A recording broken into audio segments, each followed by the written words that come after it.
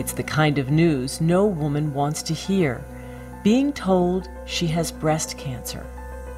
You could see the little cancer right there. There's tentacles encompassing my breast. I was in huge denial. It happens to somebody else, not you. The statistics are chilling. About 1 out of every 8 women in the U.S. will be diagnosed with breast cancer. Although most common in women over 40, it can strike at any age. Kyra John was 35. I was training for a triathlon. I was strong and healthy, and then, to find out that I was going to have to deal with this really was a surprise. I don't think I believed it for a long time.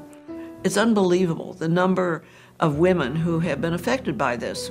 Once the word got out that I'd had breast cancer, I can't believe the number of women who called me and said, "Oh yeah, I'm a survivor." Val Ogden was serving in the Washington State Legislature when she got the news. Fortunately, my cancer was caught very early. There were only a couple of cancer cells in my lymph nodes, so the left breast was removed. And 10 days later, I went back to Olympia and was in the legislature. And I did my chemo on the weekends. On April 12, 2000, artist and author Heidi Marble was diagnosed with stage 3 breast cancer and given just 18 months to live. I was told that I would not survive. There was no question about it. Everyone told me I would be gone. Instead of playing the victim, Heidi says she found the power within her to emerge as a warrior to fight the disease. She sought out the best doctors and underwent the heaviest treatments available. Heidi's strength has helped her beat the odds. At the end of the day, it came down to my passion for life and my passion for survival and my passion to raise my child. The same can be said of Cindy Horenstein. She desperately wanted to see her son, Robbie, grow up. Robbie was a gift to us. We didn't think we could have children, and so when he was born, I didn't think there was any child in the world who was ever going to be loved as much as he is loved. Cindy knew she might be diagnosed at some point. Both her mother and grandmother were diagnosed and survived breast cancer. But she says nothing could prepare her for that day. I started tumbling, and what I call it Mr. Toad's Wild Ride. It all started happening so fast, and I felt so out of control. Once the shock wore off, and after enduring months of treatment, Cindy's cancer is in remission.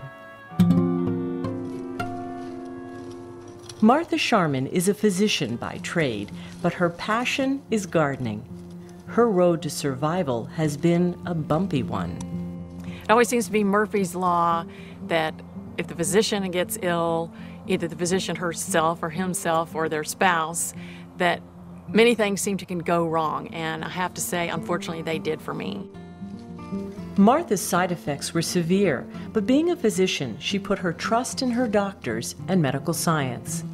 I think in general today, with the surgical procedures, the different chemotherapy drugs, radiation, early detection, that so many more women are surviving this that I don't even think about not making it. I mean, it just doesn't even occur to me.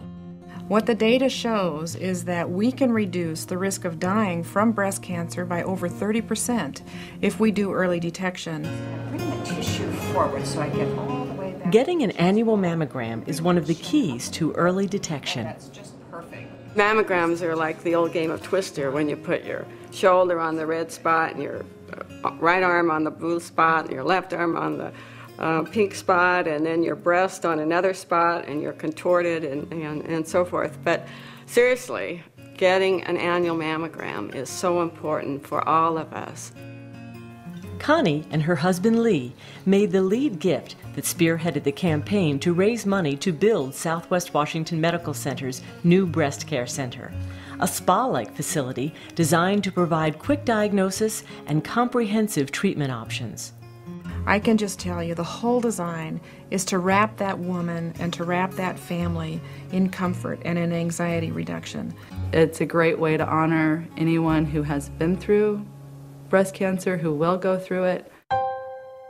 And for those like Julie Bernadovich who have lost the fight.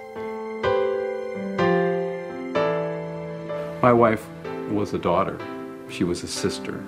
She was a friend. She was a college roommate. She was a mother. She was a parent. She was a social worker. And my favorite of all, she was my girlfriend.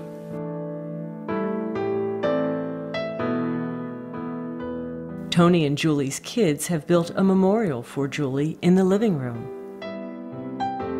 All we have left of Julie are her memories, and she promised the kids that she'd come back as hearts. And everywhere we turn, we see a heart.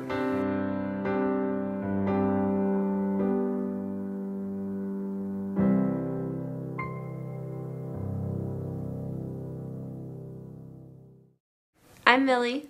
I'm Jack. And I'm Tony, and we're asking you to support Pink Power in their quest to raise the money needed for the Breast Care Center here in Southwest Washington.